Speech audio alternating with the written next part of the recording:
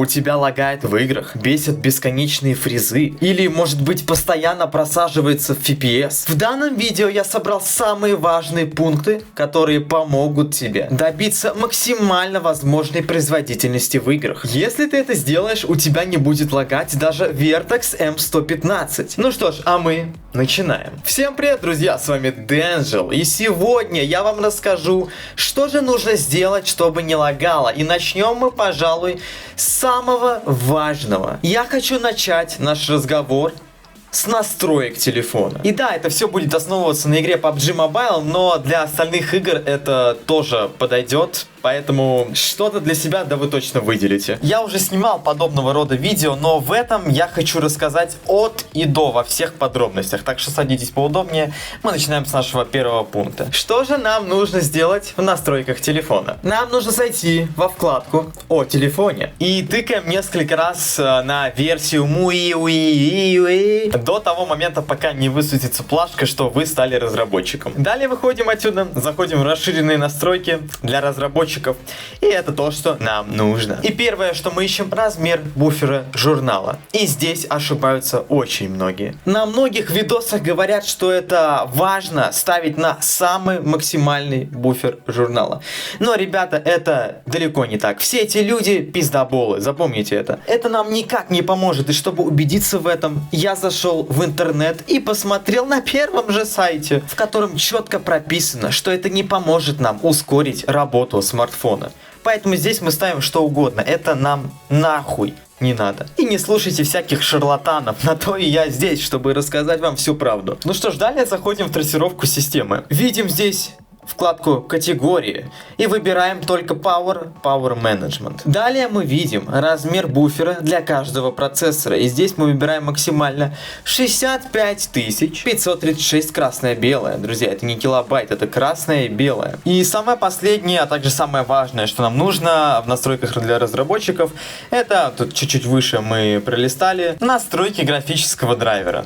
Заходим сюда и ищем PUBG Mobile и устанавливаем для него системный графический дизайнер. Ой, блять, драйвер, то есть. Все, выходим отсюда, самое важное мы тут сделали. Далее переходим ко второму пункту, который поможет нам ускорить производительность в играх. Еще одной причиной постоянных фризов и лагов является нагрев телефона. И, пожалуйста, друзья, перестаньте жаловаться на нагрев, так как эту проблему очень легко решить. Вам просто нужно приобрести кулер. И нет, это никакая реклама, я не буду сейчас показывать какой-то отдельный кулер. Я не знаю, зайдите на Озон, Wildberries, закажите себе просто простой какой-нибудь за 500 рублей хотя бы кулер на телефон. И все, ваша проблема тут же исчезнет. Телефон нагреваться не будет даже в плюс 40 градусов за окном. Проверено, поверьте. Да и к тому же постоянный нагрев телефона это очень небезопасно. Я думаю, вы сами это четко понимаете. Еще раз, это не реклама, это второй пункт. И если честно, я в ахуе с того, что ну вот лично я не видел видео, в котором человек бы говорил об этом, что о, кулер важен. Я не знаю, может я просто не видел такие видосы. Ну а мы переходим к третьему пункту. И да, кстати, ты лайк поставил? Поставь, пожалуйста, будет очень приятно. Для тебя это всего лишь клик, а мне каждый лайк продлевает жизнь. Третий пункт, друзья. И я не знаю, по мне он является ошибочным, но тем не менее многие это используют, и я тоже когда-то рекомендовал это делать. Мы заходим в настройках в приложение, далее все приложения и ищем питание и производительность. И да, если у вас не ищется, то нажмите на вот эти три точки и далее показать все приложения. И все. Заходим в это приложение, и многие говорят, что если очистить память у данного приложения, то у вас на телефоне откроется 90 FPS в PUBG Mobile, условно, да, но, ребят, честно говоря, я тоже так думал и всегда делал, но я решил несколько дней так не делать, и все работает в 90 FPS, я не знаю, нахуй это делать. То есть это, скорее всего, миф. Я не знаю, напишите в комментарии, если вдруг я не прав, но на своем личном опыте я делал и так, ну, смысла я не вижу. Мне кажется, это миф. Переходим к четвертому пункту, и он для тех, кто снимает свой контент, поэтому если ты не снимаешь и тебе не интересно это, то перелистай на пятый пункт, он более важный. Для съемки своего контента я рекомендую клип. Его можно скачать сейчас где угодно. Единственное, только это, скорее всего, не для iPhone, айфонов, потому что, насколько я знаю, у айфонов встроенная запись намного пизже.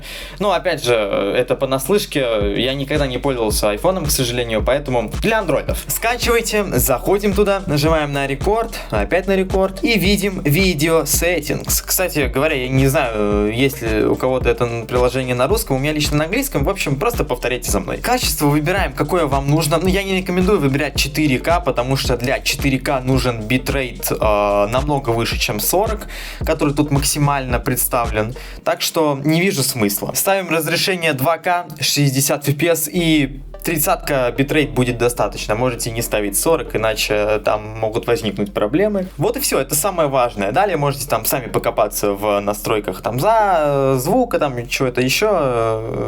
Самое важное для производительности я рассказал. И мы переходим к последнему пункту на сегодня, если не самому важному. Это внутриигровые настройки в PUBG Mobile. Давайте зайдем туда, и я все расскажу. Графику выбираем плавно. И FPS максимально, который у вас есть. У меня, например, 90. Далее, стиль. Насыщенный, классический. Вообще похуй. Это на вашу производительность никак не повлияет. Следующее. Сглаживание. В прошлом видосе, когда я рассказывал про важность сглаживания, ребята смеялись, им было смешно.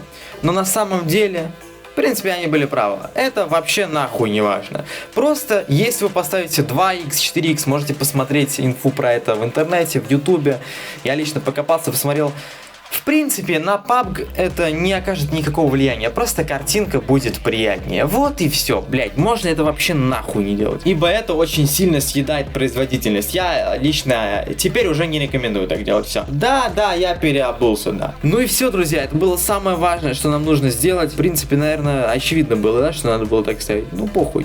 Мало ли что. Вдруг кто-то играл на Ультра HDR и думал, блин, а почему у меня нету 150 FPS? Ну а на этом все, друзья. Пришло время попрощаться. А перед тем, как попрощаться, я попрошу вас подписаться на мой телеграм-канал. Мне будет очень приятно, даже если вы просто нажмете под кнопочку подписаться. И все. Мне будет реально очень приятно. Также поставите этому видосу лайк, напишите там комментарий какой-нибудь там, помогло, там не помогло и так далее. Поделитесь этим видео с другом, который постоянно ноет из-за просадок. Ну а с вами был я, Денджел. Надеюсь, это вам видео помогло. И всем до скорых встреч. Пока-пока.